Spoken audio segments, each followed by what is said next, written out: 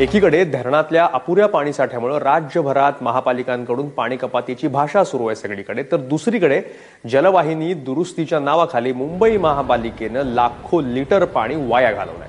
आज पश्चिम द्रुतगती महामार्गावरच्या जलवाहिनीतून 50 फूट पाण्याचा फवारा उडत होता। सगळे त्याच्याकडे बघत नुसते राहिले होते। सुरुवातीला जलवाहिनी फुटल्याची शंका स्थानिक रहिवाशांना आली, मात्र या प्रकरणी पालिकेच्या अधिकाऱ्यांकडे जेव्हा चौकशी केली तेव्हा त्यांच्याकडनं हे धक्कादायक उलट उत्तर ऐकायला मिळालं। जलवाहिनीच्या दुरुस्तीसाठी आम्हीच हे पाणी सोडल्याचा अजब सबब जी आहे ती पालिकेच्या अधिकाऱ्यांनी दिली, मात्र जेव्हा कॅमेऱ्यासमोर बोलायची वेळ आली तेव्हा मात्र पालिकेच्या अधिकाऱ्यांनी पाठ फिरवली।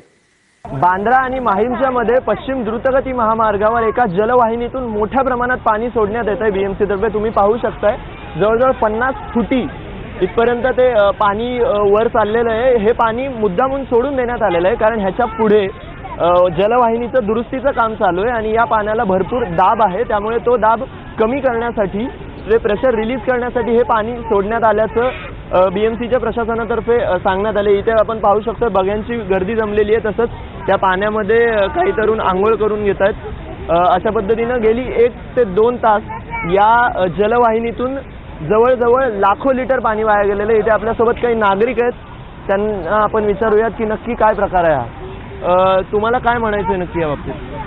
नहीं, लेकिन ये 4:10 में ये वॉल ओपन किया गया है। मेरा ये कहना ये है कि ये वाटर जो वेस्टेज हुआ है इसका जस्टिफिकेशन कौन देगा? बीएमसी देगा, रूलिंग गवर्नमेंट शिवसेना देगा, या फिर कांग्रेस पार्टी देगा?